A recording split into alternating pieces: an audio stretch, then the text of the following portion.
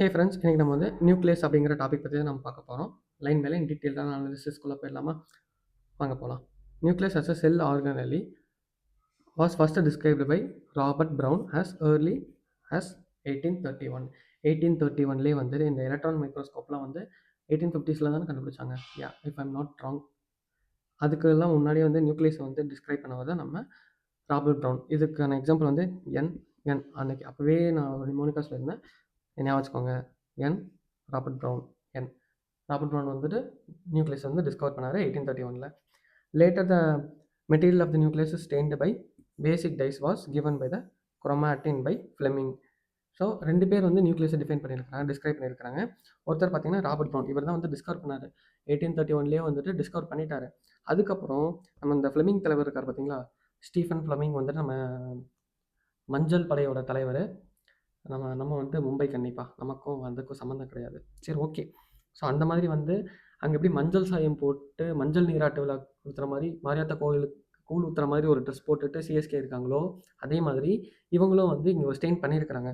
அந்த ஸ்டெயின்ஸை வச்சு இந்த பேசிக் டைஸ்லாம் வச்சு கண்டுபிடிச்சா தான் இந்த குரோமாட்டின் அப்படின்ற ஒரு விஷயத்தை வந்து இவர் கண்டுபிடிச்சிருக்கிறாரு. நம்ம ஃப்ளெமிங் வந்து கண்டுபிடிச்சிருக்கிறாரு. So hope you remember this guy. So இவர் வந்து இதை கண்டுபிடிச்சிருக்கிறாரா, இந்த அதுக்கடுத்து 2 பேரும் இந்த மாதிரி டிஸ்கிரைப் பண்ணிட்டாங்க.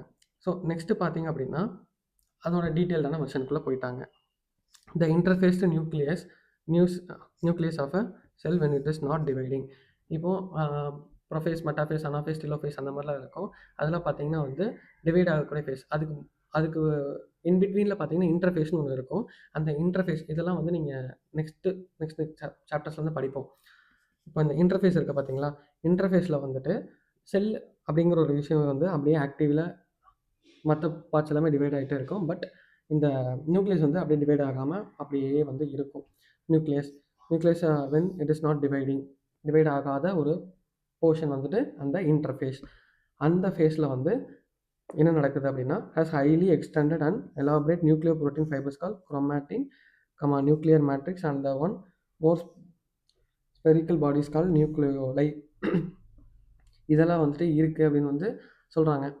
ஹைலி எக்ஸ்டெண்டடான ஒரு எலாபரேட்டான ஒரு நியூக்ளியோ புரோட்டீன், நியூக்ளியஸும் ப்ரோட்டீன்ஸும் சேர்ந்தது அந்த நியூக்ளியோ புரோட்டீன் அப்படின்னு வந்து சொல்கிறாங்க. அப்படி இருக்கிற ஒரு ஃபைபர்ஸ் த்ரெட் மாதிரி இருக்கிற ஃபைபர்ஸ்லாம் சேர்ந்து குரோமாட்டின் அப்படின்னு ஒன்று இருக்குது, அந்த நியூக்ளியஸ்குள்ளே இருக்குது அப்படின்னு வந்து சொல்கிறாங்க. அதுக்கப்புறம் நியூக்ளியர் மேட்ரிக்ஸ் இருக்குது and one or more spherical bodies call nucleoli. நியூக்ளியோலைன்றது வந்து நியூக்ளியஸ்குள்ளே இருக்கிற மல்டிபிளான விஷயம். ஒன்று இருக்கலாம், இல்லை 2-3 கூட இருக்கலாம், இல்லை எத்தனை வேணால் இருக்கலாம். புரிஞ்சுங்களா? புரிஞ்சா இதை வந்து நியூக்ளியோலஸு. சரி, அதெல்லாம் ப்ளா ப்ளா ப்ளா அடுத்தடுத்து நம்ம லைன் பை லைன் பார்க்குறப்போ புரியும். நியூக்ளியோலஸ் இப்போது எலக்ட்ரான் மைக்ரோஸ்கோப்புக்கு முன்னாடி கண்டுபிடிச்சாவது நம்ம வந்து யார், ராபர்ட் ப்ரவுன். எனக்கு ஸ்டில் கன்ஃபியூஸ்டாக இருக்குது. எலக்ட்ரான் மைக்ரோஸ்கோப் வந்து 1850 தானே? ஒன் செகண்ட் செக் பண்ணிக்கிறேன். If I'm not wrong. சாரிப்பா, எலக்ட்ரான் மைக்ரோஸ்கோப் 1950s. 1850 1950. அதுக்கெலாம் முன்னாடி எப்போ கண்டுபிடிச்சிருக்காரு பார்த்தீங்களா? அதுக்கப்புறம் 1950s இந்த எலக்ட்ரான் மைக்ரோஸ்கோப் டிஸ்கவரிக்கு அப்புறம்லாம் வந்து என்ன ரிவீல் ஆச்சு அப்படின்னா, த nuclear envelope which consists of 2 parallel membranes with a space between them is called perinuclear space, forms a barrier between the materials present inside the nucleus and that of the cytoplasm. இதுலேருந்து என்ன சொல்கிறாங்க அப்படின்னா, இதுதான் அந்த nucleus. இந்த diagram பார்த்தீங்கன்னா உங்களுக்கு நல்லா புரியும். இங்கே என்ன கருமத்தை கொடுத்து வச்சுருக்கீங்க, கொஞ்சம் நல்லா கலர்ஃபுல்லாக இந்த மாதிரி ஒரு டயக்ராம்லாம் கொடுத்தீங்கன்னா குழந்தை போயிடுவீங்க. ஏம்ல இப்படி இருக்கீங்க சார்? ஒன்றும் சொல்கிறதுக்கு இல்லை. ஸோ வந்து என்ன சொல்கிறாங்க அப்படின்னா, எலக்ட்ரான் மைக்ரோஸ்கோப்பை வச்சு அதோட டிஸ்கவரிக்கு அப்புறம் ரிசர்ச் பண்ணி பார்த்துருக்காங்க. அதில் என்னெல்லாம் கண்டுபிடிச்சிருக்காங்க அப்படின்னா, 2 பேரலான மெம்பரைன்ஸ் வந்துட்டு இந்த நியூக்ளியஸையும் சைட்டோபிளாசத்தையும் பிரிக்கிற மாதிரி ஒரு 2 ஸ்பேஸ் வந்து இருக்குன்னு சொல்லியிருக்காங்க. ஸோ தட் இஸ் இங்கே பார்த்தீங்களா, இன்னர் மெம்பரைன் ஒன்று இருக்கும், அதுக்கு அடுத்து அவுட்டர் மெம்பரைன். இந்த இன்னர் மெம்பரைன் இங்கே இருக்குது அப்படின்னு இருங்க, தனியாக எழுதிடுவோம்.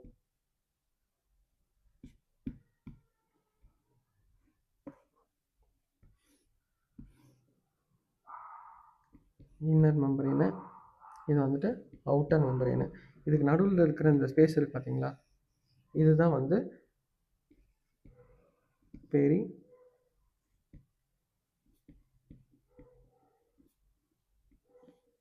இந்த பெரிநியூக்ளியர் ஸ்பேஸ்ன்றது இதுதான். இது வந்து என்ன எதுக்கு ஒரு பேரியராக இருக்குன்னா, இந்த இடத்துல பார்த்தீங்கன்னா நியூக்ளியஸ் இருக்குது. இந்த வெளியில் இந்த சைடு பார்த்தீங்கன்னா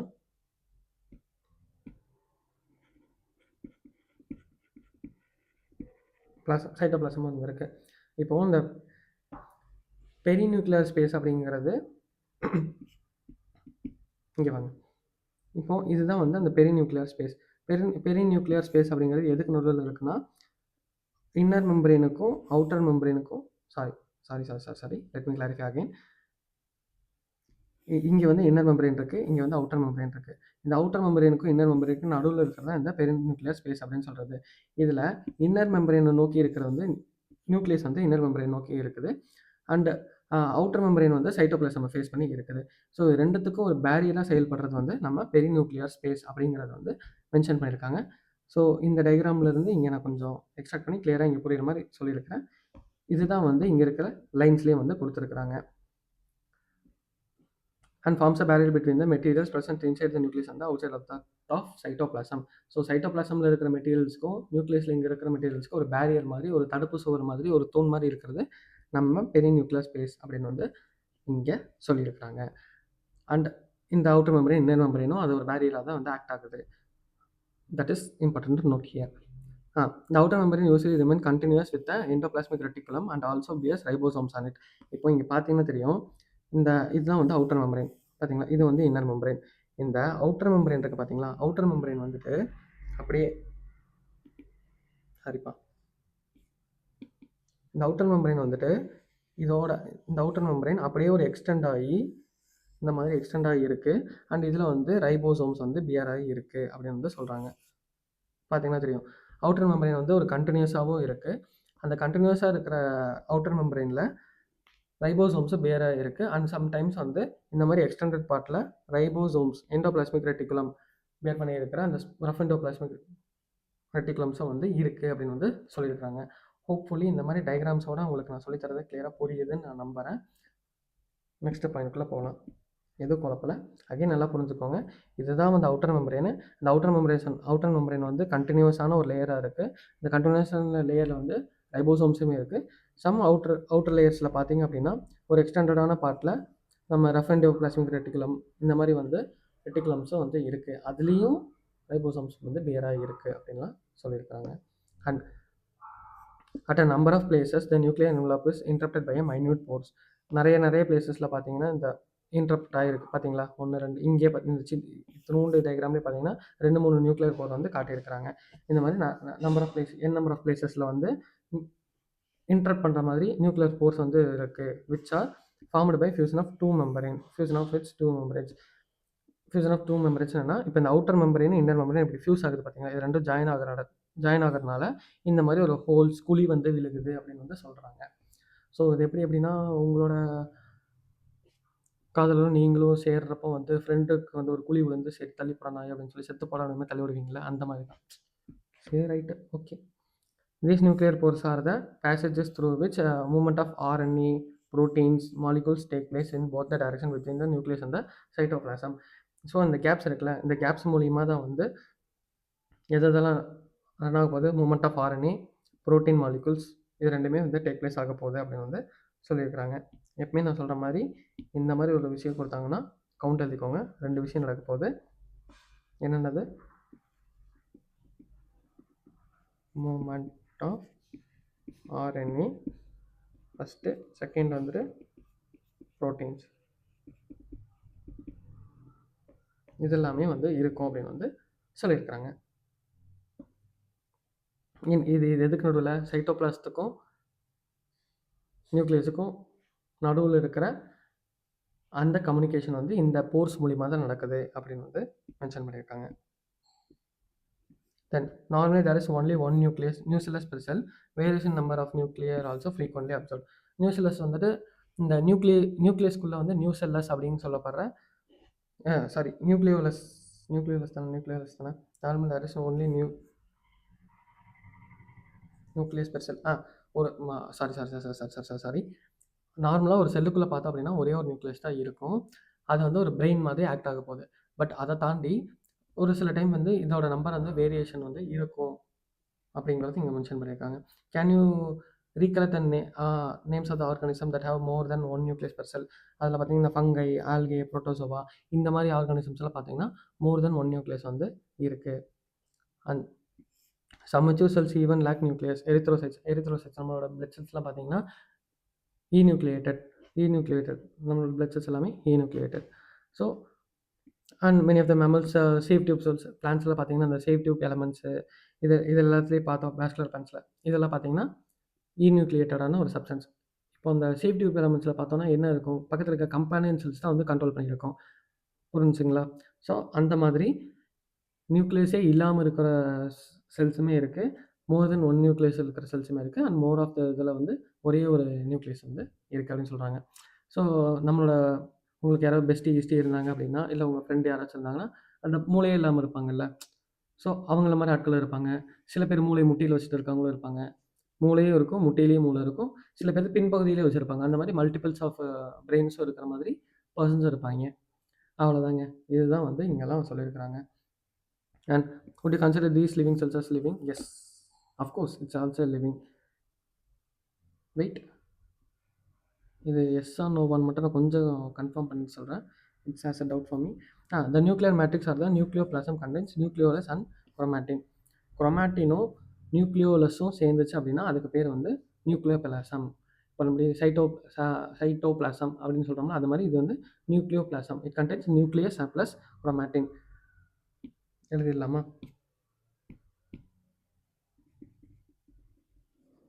நியூக்ளியஸ் ப்ளஸ் சாரிப்பா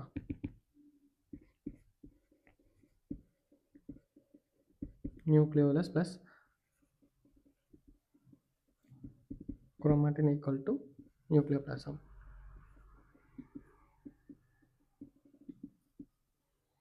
ஹேண்ட் ரைட்டிங் கொஞ்சம் கிளம்புறதுக்கு அட்ஜஸ்ட் பண்ணிக்கோங்க. The nucleoli are spherical shaped structures present in the nucleoplasm. இப்போ இந்த நியூக்ளியோபிளாஸ்டுக்குள்ளே தான் வந்து நியூக்ளியோலஸ் அப்படிங்கிற ஒரு விஷயம் வந்து இருக்குது. பார்த்தீங்கன்னா தெரியும், இதான் வந்து அந்த ஸ்பெரிக்கல் ஷேப் இதான் வந்து நியூக்ளியோபிளாசம். அந்த சரௌண்டிங் ஃப்ளூயிட் பேர் வந்து நியூக்ளியோபிளாசம். அந்த நியூக்ளியோபிளாசம்குள்ளே தான் வந்து ஸ்பெரிக்கல் ஷேப்பில் இருக்கிற அந்த நியூக்ளியோலஸ் வந்து இருக்குது. அதுக்கு பேர் சிங்குலரில் வந்து நியூக்ளியோலை அப்படின்னு வந்து சொல்லுவோம். ஓகேவா? புரிஞ்சா? And then nucleoplasm is not a membrane bound structure. nucleoplasm வந்துட்டு membrane bound structure கிடையாது. nucleoplasm வந்துட்டு membrane bound structure கிடையாது. இருங்க, எங்கள் அம்மாவுக்கு வர ஃபோன் வருது, எடுத்து கொடுத்துட்டு வரேன்.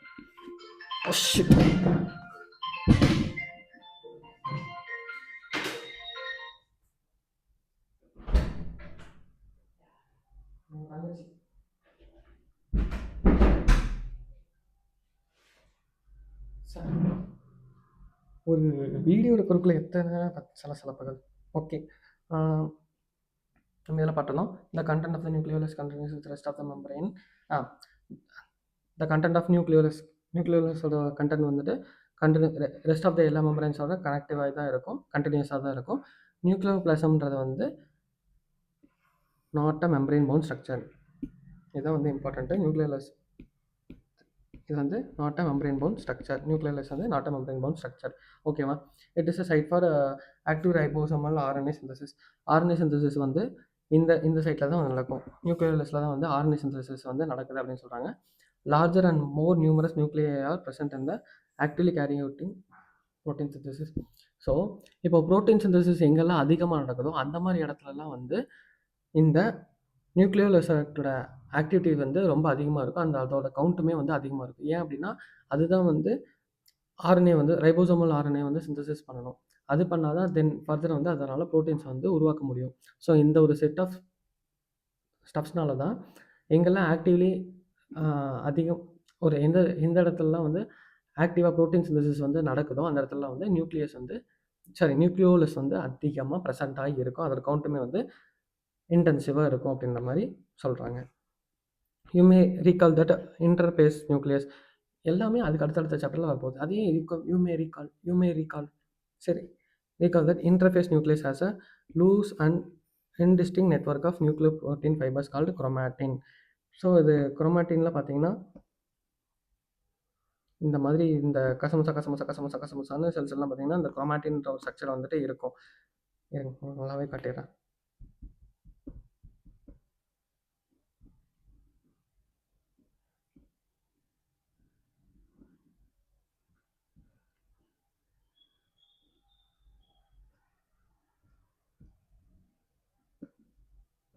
சரிங்களா?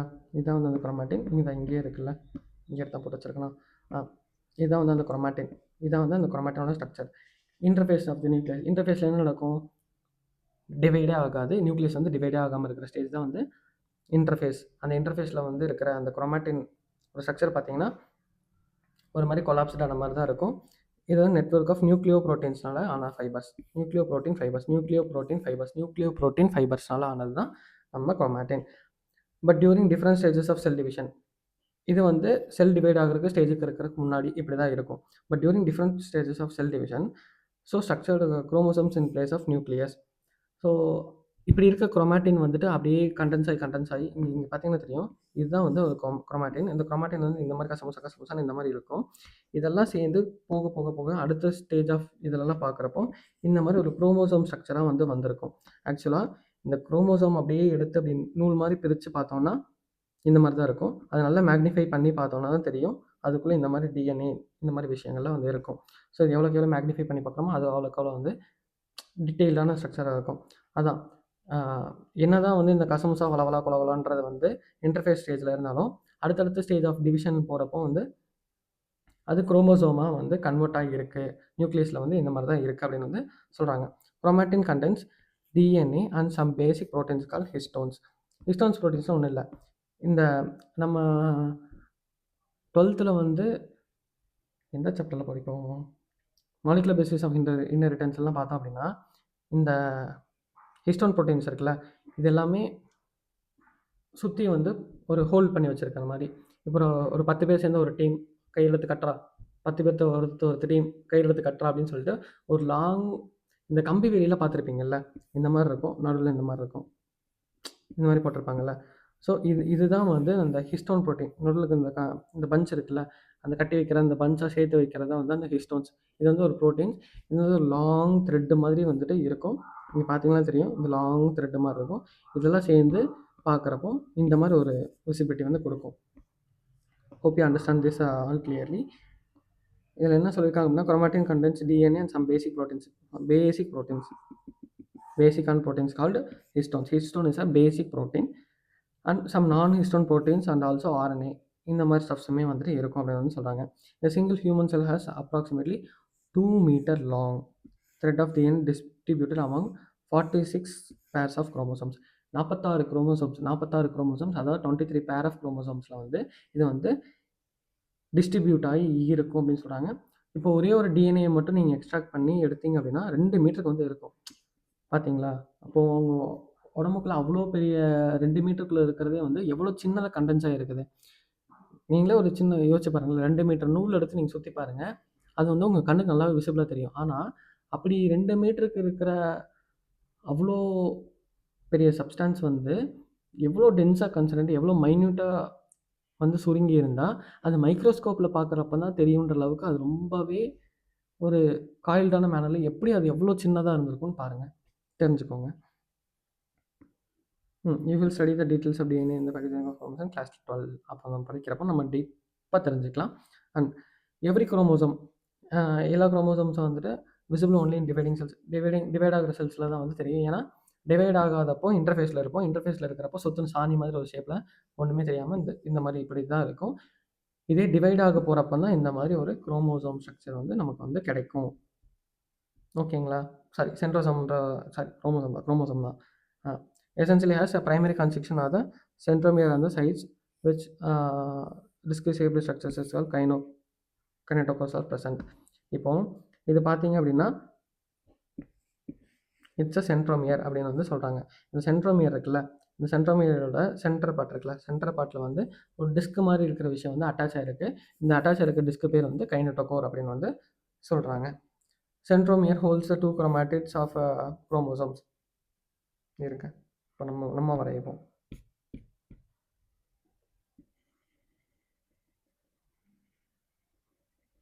இதுதான் வந்து நம்மளோட சென்ட்ரோசோம். This is centrosome. சாரிங்க, இது சென்ட்ரோமியர். ஏன் இன்னைக்கு சொல்லிட்டு இருக்கேன். சென்ட்ரோமியர்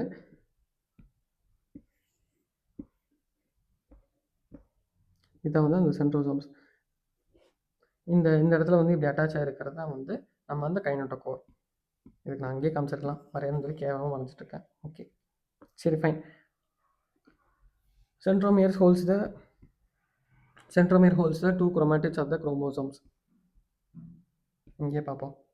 இது வந்து ஒரு குரோமாட்டிடு, இது வந்து ஒரு குரோமாட்டிடு.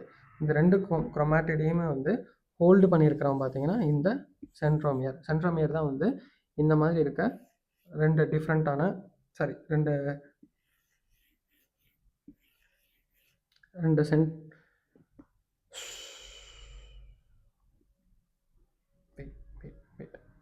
centromere holds the 2 chromatids.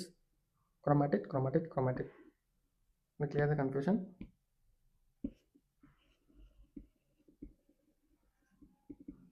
இது வந்து ஒரு குரோமாட்டிட், இது வந்து ஒரு குரோமாட்டிட். இந்த 2 குரோமாட்டிடையுமே வந்து ஹோல்டு பண்ணியிருக்கிற ஒரு சப்ஸ்டான்ஸ் தான் வந்து இந்த சென்ட்ரோமியர். பக்கத்தில் இருக்கவங்க கையை பிடிக்கிறப்ப அந்த கை 2 சேர்ந்துச்சுன்னா அப்படியே ஒரு பெரிய பால், அப்படியே ஒரு கொஞ்சம் பெருசாக தெரியுங்களா, அந்த மாதிரி இருக்கிற ஸ்ட்ரக்சர் தான் வந்து இந்த சென்ட்ரோமியர். இந்த சென்ட்ரோமியர் தான் 2த்தையுமே ஹோல்டு பண்ணி வச்சிருக்கு அப்படின்னு வந்து சொல்கிறாங்க. Okay, based on the position of the centromere, the chromosomes can be divided to 4 types. எதோட பொசிஷனை வச்சு டிசைட் பண்ணுறாங்க, ஜட்ஜ் பண்ணுறாங்க, இதோட ஷேப்ஸை வந்து எப்படி ஜட்ஜ் பண்ணுறாங்க அப்படின்னா சென்ட்ரோமியரோடது தான். சென்ட்ரோமியர் நல்லா தெரிஞ்சுக்கோங்க. சென்ட்ரோமியரோட பொசிஷன் எங்கே இருக்குது, இப்போ அது சென்டரில் இருக்கா, ஸோ அதனால இதுக்கு வந்து ஒரு பேர் வைக்கிறாங்க. இதே வந்து சென்டர்லேருந்து கொஞ்சம் தள்ளி இருக்கா, அதுக்கு ஒரு பேர் வைப்போம். பக்கத்தில் எட்ஜஸில் போய் நிற்கிதா, அதுக்கு ஒரு பேர் வைப்போம். அப்படி மொத்தம் காணாமல் போகிற அளவுக்கு ஒரு இடத்துல இருக்கா, அதுக்கு ஒரு பேர் வைப்போம். அப்படின்ற மாதிரி எந்தெந்த இடத்துல அந்த சென்ட்ரோமியர் போய் இருக்கோ அதுக்கேற்ற மாதிரி பேர் வந்து வைக்கிறாங்க. ஸோ ஃபஸ்ட்டு வந்து மெட்டாசென்ட்ரிக்கு, சப்மெட்டாசென்ட்ரிக்கு, அக்ரோசென்ட்ரிக்கு, டீலோசென்ட்ரிக்குன்னு 4 டைப்ஸில் வந்து இருக்குது. ஃபஸ்ட்டு மெட்டாசென்ட்ரிக்னு என்ன பார்ப்போம். Metacentric chromosome has middle centromere forming 2 equal arms for the chromosomes.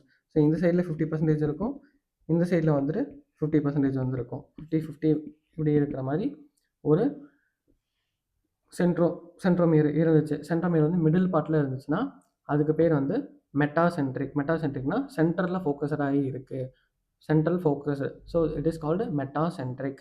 அடுத்து வந்து சப்மெட்டாசென்ட்ரிக்னா என்ன? மெட்டாசென்ட்ரிக்னா நடுவில் இருக்குது, சப்னா கொஞ்சம் கீழே இருக்குது. ஸோ மிடில்லேருந்து கொஞ்சம் இறங்கி இருக்குது. Chromosome has slightly away from the middle of the chromosome resulting into 1 shorter arm and 1 longer arm. So இதெல்லாம் பார்த்தீங்கன்னா தெரியும், சென்டர்லேருந்து ரொம்பலாம் தள்ளி போகல, லைட்டாக மேலே இருக்குது. ஸோ ஒரு ஷார்ட் ஆர்ம் இருக்குது, கொஞ்சம் இன்னொன்று வந்து பெரிய லாங் ஆர்ம் வந்துட்டு இன்னொன்று இருக்குது. இன் கேஸ் ஆஃப் அக்ரோசென்ட்ரிக் இதுதான் வந்து அக்ரோசென்ட்ரிக் குரோமோசோம்.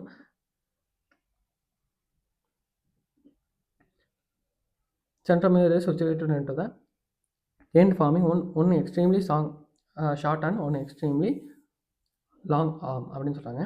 இதில் பார்த்தீங்கன்னா இன்னுமே கொஞ்சம் தள்ளி போனனால ஒன்று ரொம்பவே குட்டியான ஒரு குரோமாட்டிட் இருக்குது, இன்னொன்று வந்து ரொம்பவே பெருசான ஒரு குரோமாட்டிட் வந்து இருக்குது அப்படின்னு வந்து சொல்கிறாங்க. அண்ட் தென் ஃபைனலி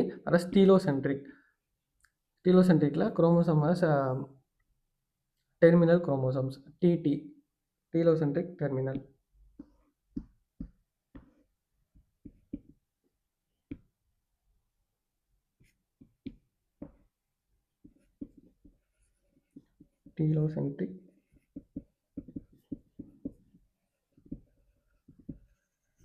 டீலோசென்ட்ரிக் வந்து டெர்மினலில் போயிடும். அக்ரோசென்ட்ரிக் எப்படின்னு வச்சுக்கலாம்,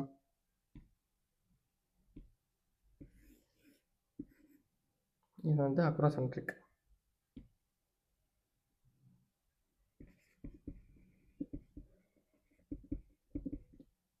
அண்ட் இதில் வந்து சப்மெட்டாசென்ட்ரிக் வந்து இந்த மாதிரி இருக்கும். மெட்டாசென்ட்ரிக் நல்லாவே பார்த்தீங்கன்னா தெரியும் உங்களுக்கு, இந்த மாதிரி சென்டரில் வந்து இருக்கும். Sometimes a few chromosomes have நான் ஸ்டெய்னிங். இப்போ இதெல்லாமே வந்து குரோமோசோம்ஸ்னாலே வந்து ஸ்டெயின்டு பாடிஸ். குரோமோசோம்ஸ்னாலே வந்து ஸ்டெயின்டு பாடிஸ் அப்படின்னு பார்த்துருப்போம். அண்ட் இதில் பார்த்தீங்கன்னா அப்படின்னா சம் ஆஃப் த ஸ்டெப்ஸில் பார்த்தீங்கன்னா நான் ஸ்டெயின் ஆகாத ஒரு பார்ட்டுமே இருக்கும். அவன் தான் வந்து சேட்டிலைட். நான் ஸ்டெயினிங் கன்ஸ்ட்ரக்ஷன்ஸ் கால் இந்த constant location. This gives appearance of small fragment call satellite. சின்ன ஃப்ராக்மெண்ட் மாதிரி ஒரு அந்த இப்போ ஆறுவல் இருக்கவங்களுக்குலாம் பார்த்தீங்கன்னா பக்கத்தில் வந்து முட்டுக்கால் மாதிரி டம்முன்னு ஒரு சின்னதாக ஒன்று இருக்கும். ஸோ அந்த மாதிரி இருக்கிற அது நான் ஸ்டெயின்டு நான் ஃபங்க்ஷனலான ஒரு விரல் மாதிரி இருக்குல்ல, அந்த மாதிரி இருக்கிற இதெல்லாம் பார்த்தீங்கன்னா சேட்டிலைட் அப்படின்னு சொல்லுவாங்க. இட் இஸ் அ நான் ஸ்டெயின்டு.